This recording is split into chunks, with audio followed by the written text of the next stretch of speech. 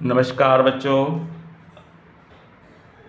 मेरे द्वारा संचालित नवबोध प्रकाशक द्वारा प्रकाशित लेखाशास्त्र अकाउंटेंसी क्लास 11th के बच्चों के लिए बैक साइड के क्वेश्चंस क्रियात्मक प्रश्नों के हल की सीरीज चल रही है। इसी क्रम में हम देख रहे हैं चैप्टर नंबर 8 बैंक समाधान विवरण। बच्चों इसी क्रम में हम देखेंगे, आज देख रहे हैं रोकड़ बही के डेबिट बैलेंस के अनुसार शेष वाले हम क्वेश्चन देख रहे हैं, जिसमें हमारा क्वेश्चन नंबर 4 क्वेश्चन नंबर 4 देखेंगे। बच्चों अगर इस चैनल में आप नए हैं या पहली बार देख रहे हैं तो तत्काल इस चैनल को सब्सक्राइब कर दीजिए, आइकॉन बेल को पुश कर दीजिए, जिससे कि आपको प्रत्येक क्वेश्चन के सॉल्व आपको प्राप्त हो सके। चलिए बच्चों देखते हैं क्वेश्चन नंबर 4 हमको क्या कह रहा है और किस प्रकार से इसको हमको सॉल्व करना है। तो क्वेश्चन को क्लियर कर लें। सबसे पहले तो प्रश्न क्रमांक 4 हमको बता रहा है, एक व्यापारी की रोकड़ बही 31 मार्च 2000 को 18,000 रुपये का शेष प्रकट कर रही है, परंतु यह शेष पासबुक के शेष से मेल नहीं खा रहा है, क्योंकि एक चेक जो है 790 रुपये का एक चेक 25 मार्च को बैंक भेजा गया था, जो 5 अप्रैल तक पासबुक में क्रेडिट किया गया, मतलब 31 मार्च के बाद क्रेडिट हुआ है। 1100 रुपये के चेक हमने 26 मार्च को जारी किए थे, जो 6 अप्रैल को बुनाए गए, और एक ग्राहक से प्राप्त 100 रुपये का एक चेक रोकड़ बही में डेबिट किया गया, किंतु बैंक भेजना भूल गए या बैंक नहीं भेजा जा सका।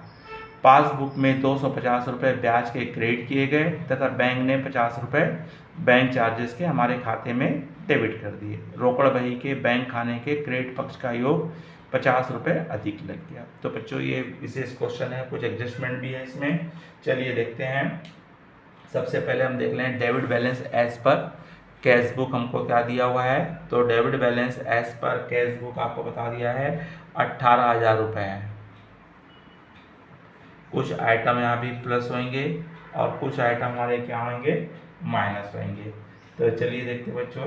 तो इसमें सबसे पहला आइटम बोला है 790 रुपये का एक चेक 25 मार्च को बैंक में जमा किया गया था, जो 5 अप्रैल को पासबुक में क्रेडिट किया गया। बैंक में जमा चेक जो संग्रहित नहीं हुए हैं, तो आइटम नंबर हमारा एक घटने वाला पहला आइटम है। तो आपका हो जाएगा check deposited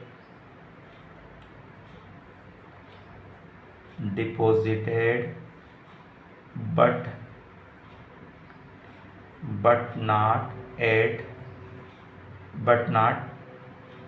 collected by bank, but not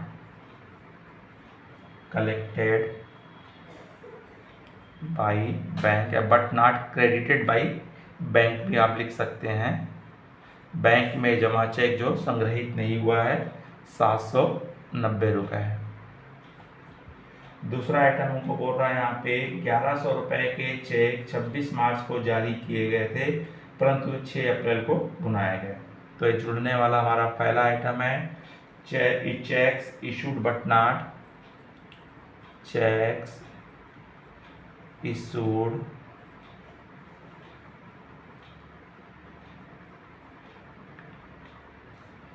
but not eight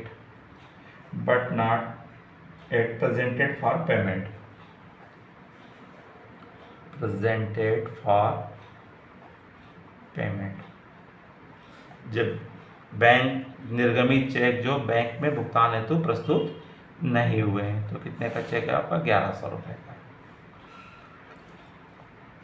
उसके पश्चात हमको बोल रहा है यहाँ पे थर्ड आइटम बोल रहा है, एक ग्राहक से 100 रुपये का एक चेक रोकड़ बही में डेबिट किया गया, किंतु बैंक भेजना भूल गए। तो बच्चों ये हमारी गलती है, बैंक की गलती नहीं है। हमारे पास चेक आया जिसको हमने कैश बुक में एंट्री कर दिए, लेकिन बैंक भेजना भूल गए, मतलब बैंक का बैलेंस ज़्यादा बता रहा है, हमारा बैलेंस क्या बता रहा है, कम बता रहा है। तो माइनस कर देंगे तो दोनों का हमारा बैलेंस क्या हो जाएगा, टेली हो जाएगा। तो ये घट जाएगा बच्चों। तो ये आ जाएगा आपका check receive from customer, checks received for customer was debited in cash book but not cash book, but was not sent to bank, but was not sent to bank. Bank भेजना भूल गए, बैंक नहीं भेजे। कितना रुपये आपका? 100 रुपये। उसके पश्चात आपका अगला आइटम बोल रहा है पासबुक में 250 रुपये ब्याज के क्रेडिट किए गए तथा 50 रुपये बैंक ने चार्जेस के डेबिट किए। तो बच्चों एक आपका ब्याज इंटरेस्ट जो है ऐड होगा और एक्सपेंसेस क्या होगा? माइनस होगा। तो हमारा interest was credited by bank in passbook में क्या हो गया? हमारा क्रेडिट हो गया। कितना रुपए? 250 रुपये। और थर्ड है हमारा घटेगा bank charges debited in passbook,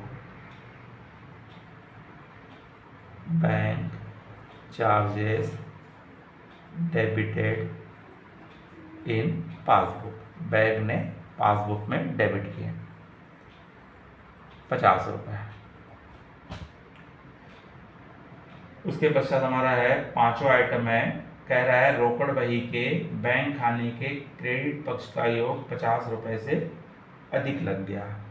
तो क्रेडिट साइड का आपका हमारी भी कैश बुक में ही हमारे से ही मिस्टेक हुई है। तो कैश बुक के क्रेडिट साइड का टोटल बोल रहा है अधिक लग गया है। अर्थात मान लीजिए कोई अमाउंट था, हमको लिखना था क्रेडिट साइड में 100 रुपये, हमने 150 रुपये लिख दिए, 50 रुपये ज़्यादा लिख दिए, जिसकी वजह से हमारा कैश बुक का बैलेंस क्या आ गया? 50 रुपये से कम आ गया। तो हम ऐड कर देंगे तो हमारा बैलेंस क्या हो जाएगा? बराबर हो जाएगा। इसलिए ये आइटम क्या होगा बच्चों? जुड़ जाएगा। तो इसको लिख देंगे credit side of the cash book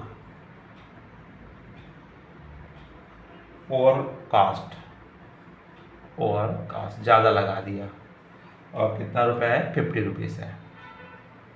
तो इस तरह से 3 आइटम बच्चों यहाँ जुड़ रहे हैं और 3 आइटम क्या हो रहे हैं? माइनस हो रहे हैं। तो पहले हम जुड़ने वाले आइटम को ऐड कर दें। तो जुड़ने वाला आइटम को 1100 रुपये है, 250 रुपये है और 50 रुपये है। तो इनका टोटल हो गया 1400 रुपये। अब 1400 रुपये को ऐड कर दीजिए तो इसका आएगा 19,400 रुपये आ रहा है। अब घटने वाला आइटम जोड़ देंगे 790 रुपये, 100 रुपये, 890 और 50 रुपये।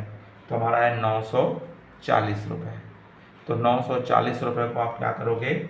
माइनस करोगे तो हमारा आ रहा है 18,460 रुपये। हमारा क्या आ रहा है?